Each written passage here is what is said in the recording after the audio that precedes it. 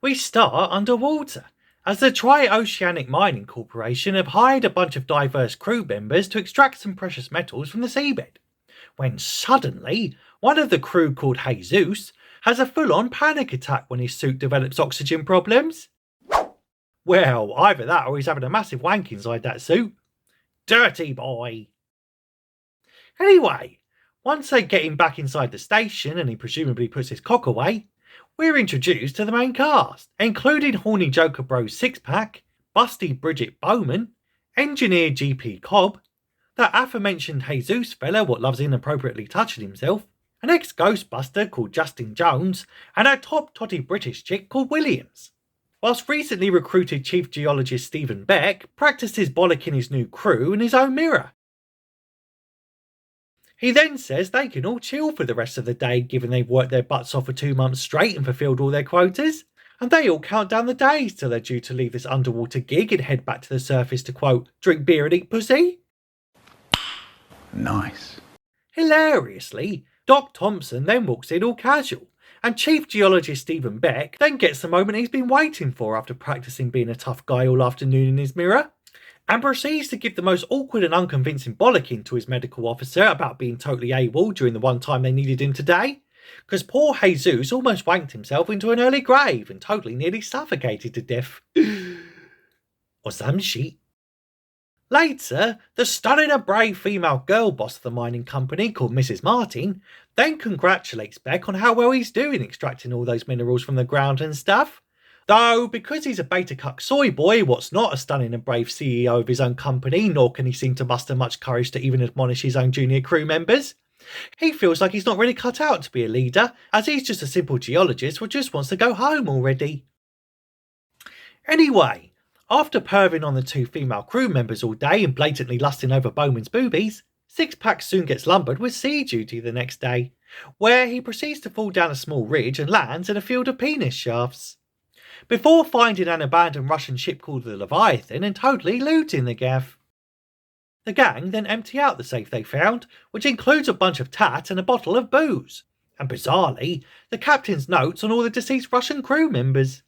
So they then watch a VHS tape of the said Chief Ruski's video log, where he talks about how his infirmary is filled with dead scabby blokes what look like they contracted a tropical disease. And although Doc Thompson concludes that the Russian sub seems to have been sunk intentionally by its own crew, Chief Geologist Stephen Beck just shrugs and says stop being a conspiracy theorist and shut up about it already. Elsewhere, Sixpack and Bowman share a sneaky sip of that vodka what they looted from that old abandoned safe, whilst the hot totty English chick does a bit of flirting with her boss. And he just can't believe he's having to lead a mining mission and be in charge of a bunch of rowdy assholes when all he wants to do is go back to studying rocks and shit. But she just says you're totally doing a good job, bro, and also giving me a raging lady boner. The next day, local misogynist Sixpack visits the dock after feeling like crap and then developing a strange rash on his back. And Miss Martin tells Beck not to be too hasty in evacuating a crew member with just a little itch only 24 hours before they're all scheduled to leave anyway, because that seems like an absurd overreaction and will totally cost the company millions, bro. Later, Sixpack's health deteriorates further, and the computer reckons that he's becoming a mutant freak according to his latest tissue sample, so the doc keeps him in overnight for observation. Unfortunately, said Sixpack fella totally dies from his little skin rash, and so Doc makes Chief Geologist Stephen Beck mask up so he can take a look for himself, and presumably also not to contract COVID from this highly infectious mutating corpse, and shockingly, even more lesions have appeared on his scabby back overnight, despite him being totally deaded. Naturally, the one doctor they have who wasn't even around the last time a patient almost died and who's now had another patient die when he was around, now can't even seem to do his one job yet again, because he has no idea what the heck is going on, so instead decides to lie to the crew and make up some excuse to totally examine the others. And before you can say, God damn the ex-Ghostbusters jacked, he examines everyone but Bowman, who hilariously is also the only one who's currently feeling sick. The doc then asks the girl boss CEO lady to get them the heck out of Dodge, given there seems to be a deadly contagion that has already killed a horny misogynist. And after Miss Martin tries to stall them, Beck grows some balls and starts quoting some relevant safety codes from the company manual, and then tells her to start emergency evac procedures pronto.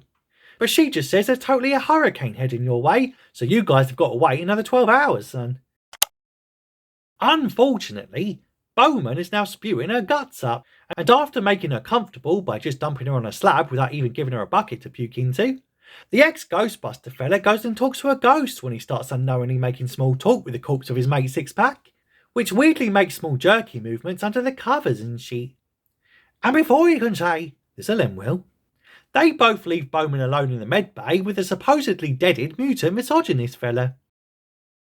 Anyway, after her hair starts falling out and she sees what's become a Six-Pack, Bowman goes and tops herself in the shower, because she don't really want to lose her bushy barnet and become a Bruce Willis type slaphead fella, and the stunned crew soon move her body next to Six-Pack's. Shortly after, the crew are soon debriefed about the death of their crewmates and the delay in the pickup schedule. But suddenly, a loud crashing noise is heard in the infirmary, where they soon discover that the two horny corpses have got jiggy with each other and totally merged, and have now become a more grotesque looking soulless husk than your average political health expert. Bruh. And they ignore basic COVID safety procedures by standing only 2 feet away from the infectious corpses instead of the recommended 6. And worse, no one seems to be bothered about wearing gimp masks or protective gloves either. The crew then carry what they think are dead bodies out to the disposal bay, but then totally panic when some of them feel movement under the sheets and think their mates are still alive, and poor Cobb ends up getting scratched when the monster tears through the bag. But luckily, they manage to flush the repulsive Piers Morgan cosplayer out to sea, but a mutated leg somehow makes it back on board and promptly floats off into the bowels of the station. Beck and the Doc now both go full Alex Jones and theorise about exactly what the Russians were doing down here on the sub, and how they were possibly trying to create genetically altered underwater super soldiers and shit. Whilst elsewhere, one of them said genetically altered creatures totally emerges from the detached limb thing. Oh hell no! Later, and it's Jones's turn to go all conspiracy theorist, and he reckons that them naughty Russians put their experimental mutagen into the booze supply to get the men to unknowingly drink it. Kinda like how you crush up your dog's medicine pills into its food. Or like how they now have to slip anti-AIDS drugs into Charlie Sheen's coke stash and shit. Anyway, Beck then lies to Miss Martin about how it's still just Six-Pack who is affected, so that she doesn't decide to cut her losses and leave their dopey asses down there to die. When suddenly, Jesus randomly gets his nipples nibbled, but not in a good way. And as he desperately asks for help from that surprisingly ripped ex-ghostbusting fella, Jones wonders who the heck he's going to call. And before he can say, I don't know, but I think that John Carpenter's going to want a word with these writers, he runs off to get the Doc and the chief geologist, before they all return to find the bulkhead door torn apart and both Jesus and his titty worm totally gone. So the gang soon all get tooled up, before realising that the creature is totally growing now it's fed on fresh blood, and since they can't use the escape pods due to the giant hurricane apparently now above them, they then make a cunning plan to lure the monster down to the disposal bay where they can then flush it out to sea like yesterday's turd. Just like they did to the mutant corpses earlier, because that worked out so well the first time. Go! Meanwhile, Doc Thompson decides to do one of them self-sacrifice things, but this time on behalf of the whole crew, by releasing all the empty escape pods up to the surface and thereby dooming their asses to a mutanty oblivion. Because they just can't risk bringing this monstrous creature back to the surface, even if no one would really notice and would just think Madonna's back on tour again. LOL! Anyway, Cobb's scratch wound from earlier then properly mutates, and he uses his gaming new hand to facepalm his victim to death. And it looks like it's curtains for the useless Doc, whose patients seem to survive when he's not around but then all totally die when he is around.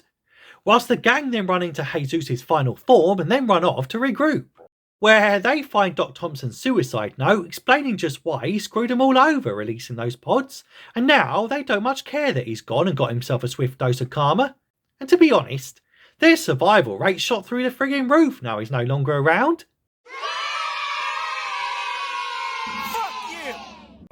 So Chief Geologist Stephen Beck then contacts that raging girl boss what don't need no man unless it's 6 of them down under the sea bringing up precious metals for a company. And Miss Martin then assures them that she totally hasn't just abandoned their asses at the bottom of the ocean and left them trapped inside a small base with a pissed off and murderous Madonna cosplayer. And a team will totally be with them within the next 48 hours because bad weather and stuff. Later, the smoking hot British chick then finds out that the company have already announced that they're all already dead, and they've even written up their obituaries, so they now realise that they're up shit's creek and totally on their own and shit. But suddenly, the monsters mess up the oxygen system, and the team now have only 9 minutes to get the heck out of Dodge, so they fight their way back down to the disposal bay as the station's on the brink of collapse.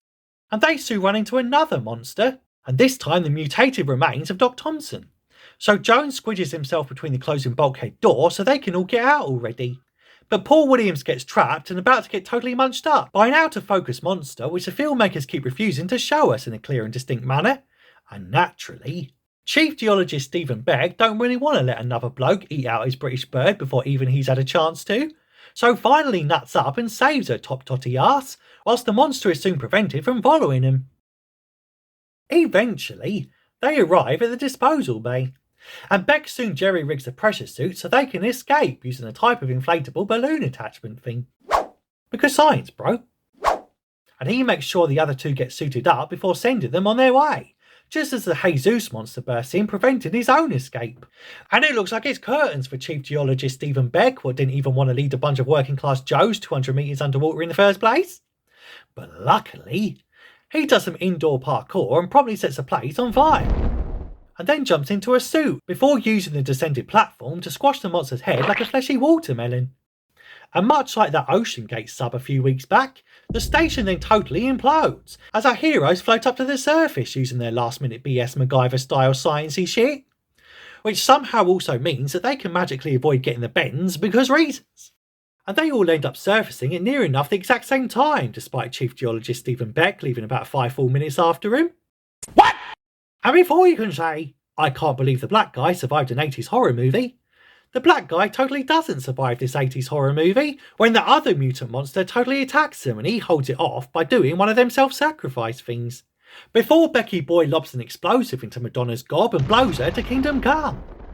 Then the two surviving heroes are flown back to safety, mainly to the sound of a ludicrously bombastic and cheesy score, where the stunning and brave Miss Martin greets them face to face and says she's totally pleased they didn't all become mutant monster chow, and also somehow made it back alive despite her doing all she could to abandon their inconvenient arses and seemingly lying about some phony fakey hurricane thing.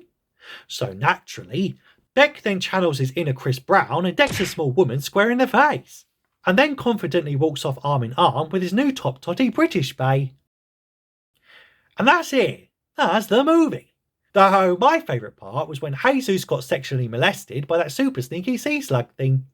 And I bet part of that kinky freak totally enjoyed it, given he's the type what loves wanking inside of pressurised suits on the ocean floor, and was probably just wondering where this titillacious titty worm has friggin' been all his life. But anyway, that's the plot and that's your lot. Considering in that bell thing so you don't miss any future recaps. Tell me if you like this flick in the comments if you have time, and I'll be seeing you in the next one.